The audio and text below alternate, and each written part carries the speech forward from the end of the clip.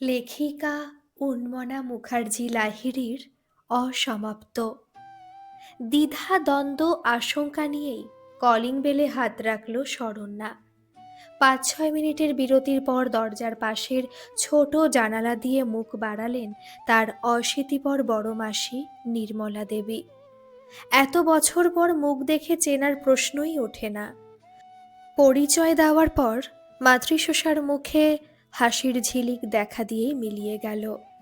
কাট কাট স্বরে বললেন, ছেলে বৌমা নৈনিতাল বেড়াতে গেছে, তাকে আয়ার কাছে রেখে। সে আবার নির্মলা দেবীকে তালা বন্ধ করে একবেলার জন্য বাড়ি গেছে। বোঝা গেল তিনি এতে অভ্যস্ত, তাই ইচ্ছা থাকলেও শরণ্যাকে বাড়ির ভিতরে আসতে বলতে পারলেন না। অবশ্য ঐকান্তিক ইচ্ছা কতটুকু ছিল সে বিষয়ে সংশয় আছে শরণ্যার। এই উটকো আপদকে কাটিয়ে দিতে চান নির্মলা দেবী। গত দুদিনের অভিজ্ঞতায় এটুকু বুঝতে আর বাকি রইল না তার। তার ঠিকানা, ফোন নম্বর দিয়ে মাসতুতো দাদার মোবাইল নম্বর নিয়ে হোটেলে ফিরল ক্লান্ত শ্রান্ত শরণ্যা এবং রন। দীর্ঘ ১২ বছর অজ্ঞাতবাসের পর অবশেষে মাত্র ১ মাসের ট্যুরিস্ট ভিসায় ভারতে আসতে সক্ষম হয়েছে শরণ্যা। সঙ্গে তার ৭ বছরের ছেলে রন। দমদম বিমানবন্দরে নেমে সে যখন বাঁকুড়াগামী বাসে উঠে বসেছিল, মনে হয়েছিল সে যেন সব পেয়েছির দেশে পৌঁছে যাবে। বাঁকুড়ার ছাতনায় বাড়ি শরণ্যাদের। অতীত স্মৃতিতে ডুব দিয়েই পৌঁছে গিয়েছিল বাড়ির দরজায়, আর তারপরেই বদলে যাওয়া বাস্তবের সম্মুখীন হয়েছিল শরণ্যা। তাদের অত বড় ৩ তলা বাড়ি একেবারে শূন্য পুরী, আগাছার জঙ্গলে ঘেরা। কৌতূহলী প্রতিবেশিনীদের কাছে জানতে পেরেছিল তার দাদা শতদল এখন সপরিবারে জার্মানিতে সেটেলড। মাও জার্মানিতে, আর পিতৃবিয়োগের দুঃসংবাদটাও পেল পাশের বাড়ি জয়শ্রী কাকিমার কাছে। বাড়ি ফেরার আনন্দটাই নিমেষে তিতকুটে হয়ে গিয়েছিল। বাড়িতে থাকা হলো না, যাওয়া হলো না পুরনো স্কুলে, খোঁজ নেওয়া হলো না একদা প্রাণ সখীদের। একটা পর্যায়ের পর থেকে শরণ্যার গোটা জীবনটাই নাবাচক হয়ে গেছে। এত বড় দেশে ছড়িয়ে ছিটিয়ে থাকা আত্মীয় বন্ধুদের মধ্য থেকে কিভাবে পাবে জননীয় সহোদরের খোঁজ ভেবে আকুল হয় শরণ্যা। সমস্যায় জর্জরিত শরণ্যাকে প্রতিটা পা ফেলতে হচ্ছে মেপে, প্রতিটা কাজ করতে হচ্ছে অগ্রপশ্চাৎ বিবেচনা করে। সে যে জামিন অযোগ্য ধারার আসামি, দর্শন মাত্রই গ্রেফতারি পরোয়ানা জারি আছে তার বিরুদ্ধে। অবশেষে এলো সেই মাহেন্দ্রক্ষণ, যার জন্য ৭ সমুদ্র ১৩ নদী পার হয়ে আসা, যার ভাবনায় আজও গালে লাগে অসময়ের আবির। দক্ষিণ কলকাতার অতসী মঞ্জিল এর কলিং বেলে হাত রাখে শরণ্যা। নিঃশ্বাস বন্ধ করে অপেক্ষা করতে থাকে। এক এক মিনিট মনে হয় এক এক যুগ। বন্ধ দরজা খুলে গেছে, মাটি খোঁড়ার খুরপি হাতে ৪০ ছুঁই ছুঁই এক পুরুষ দরজা জুড়ে। সময় যেন থমকে গেছে। স্বপ্ন আর বাস্তবের দোলাচলে দাঁড়িয়ে আছে দুটি মুখ, মানব হৃদয়, শরণ্যা এবং অনন্য। সম্বিত ফেরে অন্তর্মহল থেকে আসা এক সুরেলা নারী কণ্ঠে, কে এসেছে গো? আর এক দিবাস্বপ্নের মৃত্যু। অবচেতনে কোথাও একটা বিশ্বাস ছিল তার জন্য সময় বুঝি থমকে থাকবে। ইস, এক লহময় শরণ্যা যদি আবার বছর ১২ আগের ফেলে যাওয়া জীবনে প্রবেশ করতে পারত। আলাপ হলো সংসারী অনন্যর সহধর্মিণী শ্রেয়া আর ৫ম বর্ষীয়া কন্যা গুঞ্জার সাথে। অমিতা কাকিমা মানে অনন্যর মা পূর্বের মতোই কন্যা স্নেহে বুকে জড়িয়ে ধরলেন। এত বছরের জমাট বাঁধা কান্না অশ্রু হয়ে ঝরে পড়তে লাগলো। বহু বহু বছর পর একান্তে অনন্য ও শরণ্যা অতসী মঞ্জিলের ছাদে। নিস্তব্ধতা ভেঙে অনন্যই বলল, অনেক বদলে গেছো তুমি, কিন্তু সেই সোনা ঝরা হাসিটা কেউ কেড়ে নিতে পারেনি। শরণ্যা একে একে বলতে থাকে তার বিগত এক যুগের যন্ত্রণা, হার না মানা জীবন যুদ্ধ। গুরু গম্ভীর পরিবেশকে লঘু করে অনন্য বলে ওঠে, ভোরের স্বপ্ন সত্যি হয় বুঝলে। গত পরশু স্বপ্নে দেখলাম তোমার একটা আঙুল ধরে গঙ্গার পার বরাবর হাঁটছি। হাওয়ায় উড়ছে তোমার হলদে শাড়ির আঁচল। মৃদু মৃদু হাসতে থাকে শরণ্যা, পিছিয়ে যায় ১৫ বছর আগে, যখন সে ২৩-এর তন্নি। যে জীবনে ছিল না জটিলতা, ছিল না ষড়যন্ত্রকারীর তকমা, ছিল শুধু পড়াশোনা, উজ্জ্বল ভবিষ্যৎ এবং অনন্যর সাথে সুখী বিবাহিত দিন যাপনের স্বপ্ন। গেস্ট হাউসের ছোট্ট ঘরে রাত জেগে বসে আছে শরণ্যা। অনন্যদের একান্ত অনুরোধ ফিরিয়ে দিয়ে একটা অতি সাধারণ মানের গেস্ট হাউসে শিফট করেছে তারা। অতসী মঞ্জিলে রাত্রিবাসের স্বাদ তার এ জন্মের মতো ঘুচে গেছে। আর হয় না। স্বগোক্তোক্তি করে ওঠে শরণ্যা। বিলি কেটে দেয় অঘোরে ঘুমন্ত রনের চুলে। বেচারির ওপর যা ধকল যাচ্ছে কদিন ধরে। অজানা দেশ, অচেনা ভাষা, অপরিচিত মানুষ। যে কথাগুলি বারবার ভেবেও আশ মেটে না, সেগুলি আবার নাড়াচাড়া করতে বসে শরণ্যা। মনে মনে পৌঁছে যায় অনন্যর সাথে প্রথম সাক্ষাতের দিনটিতে। সাক্ষাৎ না বলে সংঘাত বলাই ভালো। একেবারে রূপালী পর্দার নায়ক নায়িকার প্রথম দেখার মতো ছিল তাদের পরিচয় পর্ব। শুধু শেষটাই বড় বেমানান হয়ে গেল। লাইব্রেরিতে একগাদা বই হাতে মুখোমুখি ধাক্কা দুজনার। অনন্য ঠিকই আসছিল, শরণ্যা কোনো দিকে না তাকিয়ে ইউটার্ন নিতেই মোটা মোটা ইংরেজি সাহিত্যের বইগুলি এক ধাক্কায় মাটিতে পড়ে যায়। ক্লাসে একিবি স্যারের কাছে একচোট বকুনি খেয়েছিল সে।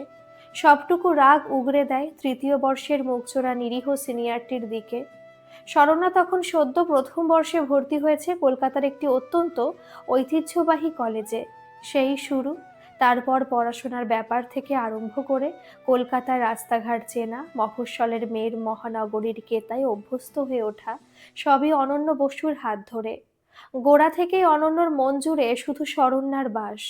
মুখচোরা অনন্য প্রপোজ করতে কিন্তু সাহস পায়নি। সে দায়িত্ব নিতে হয়েছিল শরণ্যাকে। প্রিন্সেপ ঘাটে বসে একদিন বলেছিল, কিছু বলবে না আমাকে, বলে মুখ নামিয়ে নিয়েছিল। আগ্রাসী লজ্জায় ছেড়ে গিয়েছিল ডাকাবুকো মেয়েটির চোখ মুখ।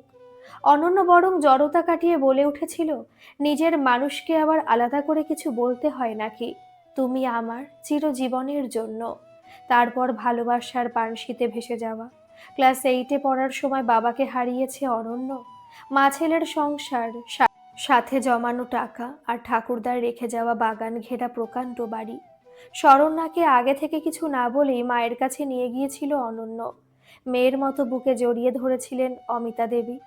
সুরুচিপূর্ণভাবে সাজানো বাড়িটায় পা রেখেই মনে মনে ভেবেছিল, এই বাড়িতে এসে প্রবেশ করবে সলাজ বধূ বেশে, দুধে আলতায় পা ডুবিয়ে। সুখ স্মৃতিতে ভর করে ঘুমিয়ে পড়েছিল শরণ্যা। ঘুম ভাঙল সকালের নরম রোদে, নাম না জানা পাখির ডাকে। নির্ঘুম রাত কাটছে অনন্যরও। ভাবতে থাকে তাদের এলোমেলো ছক ভাঙা জীবনের কথা। তখন মাস্টার্স শেষ হয়েছে শরণ্যার। অনন্য তুলনামূলক সাহিত্যে গবেষণা করছে। এমফিলে জয়েন করার কথা মেধাবী শরণ্যার। দুম করে সিদ্ধান্ত নিল সে আর পড়বে না, সরকারি চাকরির পরীক্ষা দেবে। 2-4টে পরীক্ষা দিল এবং পেয়েও গেল কেন্দ্রীয় সরকারের গান অ্যান্ড শেল ডিপার্টমেন্টে। শরণ্যার পোস্টিং হলো উত্তর পূর্ব ভারতে, সীমান্তের কাছে। বাড়ির কেউই তাকে অত দূরে পাঠাতে চায়নি। কিন্তু শরণ্যা অনড় ছিল তার সিদ্ধান্তে। বলেছিল প্রথম চাকরি ছেড়ে দেওয়া উচিত হবে না, পরে অন্য কোনো ভালো চাকরি নিয়ে কলকাতার দিকে চলে আসবে সে। আত্মবিশ্বাসে ভরপুর শরণ্যা চলল কর্মক্ষেত্রে যোগদান করতে। ওর মা বাবাও সাথে গিয়েছিলেন। অনন্যর পিএইচডিতে তখন শেষের দিকে, এবং সে কলেজ সার্ভিস কমিশনে এমপ্যানেলড হয়েছে। চারিদিকে খুশির ছোঁয়া। আগামী মাঘে বিয়ের দিনও মোটামুটি স্থির। 2 মাস চাকরি করার পর 3 দিনের ছুটিতে এসেছিল শরণ্যা। সবার জন্য কত উপহার, কত গল্প, কত আনন্দ।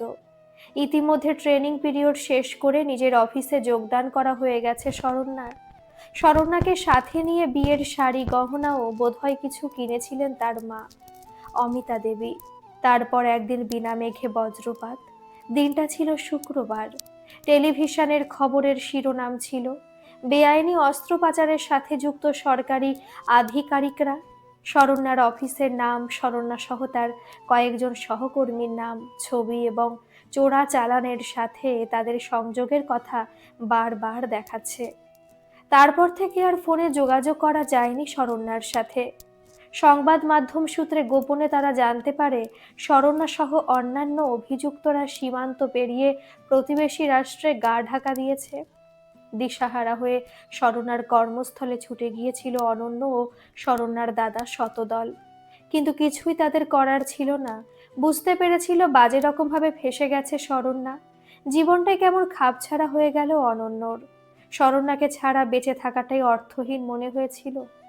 তখন কি দুঃসহ দিন পার করেছে তারা। অনন্য ও শরণ্যার বাড়ির সামনে 24 ঘন্টা পুলিশ পোস্টিং, স্টেশন লিভ করলে থানায় জানানো, মোবাইল ও ল্যান্ডলাইন ট্যাপিং, কি না হয়েছে। ইতিমধ্যে অনন্য বারুইপুরের কাছে ধ্রুবচাঁদ হালদার কলেজে সহ অধ্যাপক রূপে যোগদান করেছে। আর 6.5 বছর আগে মায়ের চাপের কাছে নতি স্বীকার করে পরিণয় সূত্রে আবদ্ধ হয়েছে শ্রেয়ার সাথে। গেস্ট হাউসের বিছানায় নিঝুম দুপুরে মনটা হু হু করে ওঠে শরণ্যার। অনন্যর কাছে তার ঋণের বোঝা বেড়েই চলেছে। এই গেস্ট হাউসের বিল, দৈনিক খরচাপাতির সিংহভাগটাই হাসি মুখে বহন করছে অনন্য। সে তো বাড়িতে থাকবে বলে, বাড়ির সাহায্যে থাকবে বলে এসেছে। যাই হোক, অনন্যর চেনা টেলিফোন বুথ থেকে জার্মানিতে সকলের সাথে কথা হয়েছে। মায়ের গলা, দাদার গলা কতদিন পর শুনল। দাদার বিয়ে হয়েছে, মেয়ে হয়েছে। ইতিমধ্যে অনন্যর সহায়তায় আরও কয়েকজন আত্মীয় বন্ধুর সাথে যোগাযোগ হয়েছে শরণ্যার। শরণ্যাকে সঙ্গ দেওয়ার থেকে তার সাথে কি হয়েছিল জানার আগ্রহই বেশি বলে মনে হয়েছে শরণ্যার। বারবার শুধু মনে হচ্ছে, আর কটা বছর আগে যদি আসতে পারত, যদি কিছু ফেরত পাওয়া যেত, যদি সে বাঁচার মতো করে বাঁচতে পারত। শরণ্যা ডরোথি থমসনের পরিচয় ভারতে এসেছে। চুলের কায়দা, চোখের মনি সব বদলে। পরিবার পরিজন থেকে বিচ্ছিন্ন হয়ে অন্য পরিচয়ে, অন্য ভাষায় আজকাল তাকে দিন যাপন করতে হয় শুধু প্রাণটুকু টিকিয়ে রাখার জন্য। সে অফিসে 2-1টা চালানে বিষয়বস্তু সম্পূর্ণ না বুঝেই সই করেছিল। তার মাসুল গুনতে হবে আজীবন। যখন ফ্যাক্টরি ঘিরে ফেলেছিল পুলিশে, বম্বিং হচ্ছিল, তখন কিছু টাকা আর মোবাইল ফোনটা হাতে করে অফিসের অন্যান্য স্টাফদের সাথে তাকে একটা ট্রাকে উঠতে বাধ্য করা হয়। পুলিশের কাছে ধরা তাকে দিতে দেয়নি মূল পাণ্ডারা, কারণ ততক্ষণে বেশ কিছু ধাঁধার উত্তর জলের মতো পরিষ্কার হয়ে গিয়েছিল শরণ্যার। ট্রাকে করে সীমান্ত পেরিয়ে, পায়ে হেঁটে, দুর্গম পর্বত পেরিয়ে চীনের হুনান প্রদেশে পৌঁছেছিল তারা। তারপর বাকিদের সাথে বিচ্ছেদ। কিছু টাকা চৈনিক মুদ্রায় রূপান্তরিত করতে পেরেছিল সে। তাও একদিন শেষ হয়ে গেল। খোলা আকাশের নিচে শুয়ে রাস্তার কলের জল খেয়ে দিন গুজরান করেছে সে। বাঙালি দেখেও বাংলায় কথা বলেনি, পাছে তার পরিচয় প্রকাশ হয়ে যায়। রেস্তোরাঁয় কাজ করেছে, করেছে বাথরুম সাফাইয়ের কাজও। মানসিক হাসপাতালেও ছিল 9-10 মাস। তারপর একসময় প্রবল জ্বর আর নিউমোনিয়ায় আক্রান্ত হয়ে ফুটপাতে পড়েছিল বেশ কয়েকদিন। তারপর তার জীবনে দেবদূত রূপে আসে এরিক থমসন, লন্ডন থেকে আসা সাংবাদিক। চীন দেশীয় অর্থনীতি, বাজার ও বিশ্বব্যাপী মন্দা নিয়ে কাজ করবে বলে সেই শহরে এসেছিল। এরিকই সুস্থ করে তোলে শরণ্যাকে। বিপদে বন্ধুর মতো পাশে ছিল এরিক। বছরখানেক পর এরিকের সাথে একসাথে থাকতে শুরু করে শরণ্যা। তারও মাসখানেক পর ধর্মান্তরিত হয়ে চার্চে বিবাহ। ততদিনে বাস্তবের কশাঘাতে কলকাতায় এসে ফেলে যাওয়া জীবনে ফেরার স্বপ্ন ফিকে হয়ে গেছে। নার্সারি স্কুলে চাকরি করে সে এখন। না, ইংরেজি সাহিত্যে স্নাতকোত্তরের কোনো শংসাপত্র সে দেখাতে পারেনি, কিন্তু ইংরেজি জ্ঞান তো কেউ কেড়ে নিতে পারেনি। তা দিয়েই রুটি রুজি। শরণ্যা ব্যানার্জি থেকে ডরোথি থমসন হয়ে গোটা একটা জীবন কাটানোর মতো অভিশাপ আর কি আছে। রনের জন্মের পর তবু তার দিশাহীন জীবনের একটু অর্থ খুঁজে পেয়েছিল শরণ্যা। টাকা তো কবেই নিঃশেষ হয়ে গেছে। শুধু তার সাথে রয়েছে পূর্বজন্মের স্মৃতির মতো নোকিয়া 2600 মোবাইলের হ্যান্ডসেট, বাবার কিনে দেওয়া প্রথম ফোন ছাতনার মোবাইল পয়েন্ট দোকান থেকে। এই যে একটা একটা করে পয়সা জমিয়েছে, দাঁতে দাঁত চেপে লড়াই করে গেছে। আত্মহত্যা করতে গিয়েও করতে পারিনি, শুধু বাড়ি ফেরার তীব্র ইচ্ছা থেকে। নিজের বাড়িতেই পা রাখতে পারল না, অনন্যর ঘরে তার ঠাঁই হলো না। তবে কিসের জন্য ফেরা? কাল শরণ্যার দিল্লি যাওয়ার ট্রেন, আর পরশু চিরতরে বেজিংয়ে ফিরে যাওয়া। রনকে অনন্যদের বাড়িতে রেখে তারা দুজন প্রিন্সেপ ঘাটে এসে বসেছে। ছাতিম গাছের মাতাল গন্ধে মাতোয়ারা চারদিক। দলা পাকানো কান্নায় শরণ্যার গলা বুজে আসছে। সে কিছু বলতে পারছে না। অনন্যই বলে ওঠে, শরণ্যা, সময়ের সাথে আমাদের ভালোবাসা, আমাদের চাওয়া পাওয়া কি রকম চেঞ্জ হয়ে গেছে বলো। আগে হলে তুমি আমি বসে বিয়ের বেনারসি ব্রিক রেড না ম্যাজেন্টা হবে সেই নিয়ে ঝগড়া করতাম। আর আজ তুমি বেঁচে আছো, তোমাকে দেখতে পাচ্ছি, তোমার হাতটা ধরতে পারছি, এই আমার জীবনের সবচেয়ে শান্তি, সেরা প্রাপ্তি। প্রতিদিন ঈশ্বরের কাছে প্রার্থনা করে গেছি, তুমি যেন বেঁচে থাকো, সুস্থ থাকো। তোমাকে যখন সেদিন দরজায় দেখলাম আমার হৃৎপিণ্ড স্তব্ধ হয়ে গিয়েছিল। তোমাকে একবার দেখার জন্য আমি শতবর্ষ অপেক্ষা করতে পারি। কান্নায় ভেঙে পড়ে অনন্য। শরণ্যা ডুকরে ওঠে। আমি আর ফিরে যাব না, কিছুতেই না। অনন্যর চোখে খুশির ঝিলিক দেখা দিয়েও মিলিয়ে যায়। স্খলিত কণ্ঠে অনন্য বলে ওঠে, তাহলে তো তোমাকে থানায় স্যারেন্ডার করতে হবে, তারপর বিচার, আদালত, শাস্তি। এতদিনে ওই ঘটনা থিতিয়ে গেছে, না হলে এতদিনে থানায় ডাক পড়ে যেত আমার।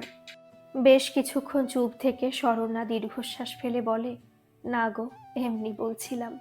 তার হয় না, তাতে জটিলতা বাড়বে বই কমবে না। জেল খাটতে আজ আর আমার ভয় নেই, সবার কথা বাদ দিলাম, কিন্তু আমি জেলে গেলে আমার ছেলের কি হবে? তাছাড়া এরিককে না জানিয়ে তো কিছু করতে পারবো না। যে আমাকে স্ত্রীর মর্যাদা দিয়েছে, চরম বিপদের দিনে পাশে থেকেছে, আমার সম্ভ্রম রক্ষা করেছে, তার হাত তো ছেড়ে দিতে পারি না। তারপর হেসে ওঠে শরণ্যা, বলে, যাই করি না কেন তোমার সাথে সংসার তো আর করতে পারবো না অরণ্য। না, তোমার কোনো দোষ নেই। শ্রেয়া খুব ভালো মেয়ে। ওকে আর গুঞ্জাকে নিয়ে বাকি পথটা আনন্দে চলো। এ জীবনে তোমার সাথে আর কখনো দেখা হতে পারে এই আশাই ছেড়ে দিয়েছিলাম। দেখো কতখানি সময় তোমার সাথে কাটাতে পারছি। ঈশ্বর করুণাময়। অনন্য শুধু বলে, দেশ ছেড়ে গা ঢাকা দেওয়াটা মনে হয় তোমার উচিত হয়নি। তুমি তো নির্দোষ, আর সেটা প্রমাণ হতোই। অনন্যকে থামিয়ে দিয়ে শরণ্যা বলে, আমি একেবারে বুঝতে পারিনি গো। ওরা বুঝিয়েছিল কয়েক সপ্তাহ পর গোপনে ফিরে আসব। ওদের আগে থেকে আমেরিকা পালানোর পরিকল্পনা ছিল। বোকা আমি শুধু চীনে পড়ে রইলাম। ওরা খোঁজ নিয়ে বলল গেলেই অ্যারেস্ট করবে এবং বেল পাওয়া যাবে না, অনির্দিষ্টকাল শ্রীঘরবাস। আমিও ভেবেছিলাম বিনা দোষে জেল খাটা কয়েদি হয়ে যাব, চাকরি যাবে, অন্য কোথাও সরকারি চাকরিও আর পাবো না। মনে তখন কেরিয়ারের চিন্তা, বিয়ের স্বপ্ন। মুদ্রার উল্টো পিঠটা ভেবেও দেখিনি। বুঝতে পারিনি এগুলো না হলেও জীবনটা নরক হয়ে উঠবে। প্রথম প্রথম এরিকের সাহায্যে ফেরার বহু চেষ্টা করেছি, ফলপ্রসূ হয়নি। তোমাদের কারোর সাথে যোগাযোগ করিনি তোমাদের নিরাপত্তার জন্য। শুধু নবদ্বীপের এক ভদ্রলোককে আমি মাকে লিখে পাঠিয়েছিলাম, আমি বেঁচে আছি, মিঠি। তখন তো আর সোশ্যাল মিডিয়া ছিল না। তোমাকে মনের মাঝে রেখে আমি এই জোড়াতালি দেওয়া জীবনটা যেমন তেমন করে ঠিক কাটিয়ে নেব। আর টাকা পয়সা জোগাড় হলে একবার লন্ডন যাব, বাকিটা দাদা বুঝে নেবে বলেছে। কপালে থাকলে এ জীবনে আবার দেখা হবে মায়ের সাথে। বাবাকে তো আর কোনোদিন দেখতে পাবো না। রাজধানী এক্সপ্রেসে উঠে বসেছে রণ ও শরণ্যা। বিদায় জানাতে এসেছে অনন্য। শ্রেয়ার সাথে সম্পর্কটা অনেক সহজ হয়ে গেছে শরণ্যার। রনেরও অনন্য আঙ্কেল, আন্টি, দিদুকে ছেড়ে যেতে কষ্ট হচ্ছে বুঝতে পারে শরণ্যা। অনন্য এক কপি শেষের কবিতা তুলে দেয় শরণ্যার হাতে। বিদায়ের বাঁশি বেজে ওঠে। শরণ্যা আচমকা বলে ওঠে, আমি আজ থেকে পরজন্মে বিশ্বাস করতে শুরু করলাম অনন্য। ট্রেন আস্তে আস্তে এগিয়ে যায়, আবছা হতে হতে দৃষ্টির আড়ালে চলে যায় অনন্য। আজকের এই গল্পটি কেমন লাগলো বন্ধুরা? অবশ্যই কিন্তু কমেন্ট করে জানাবেন। আর হ্যাঁ, যারা এখনো সাবস্ক্রাইব করেননি প্লিজ একটা সাবস্ক্রাইব করবেন। ধন্যবাদ।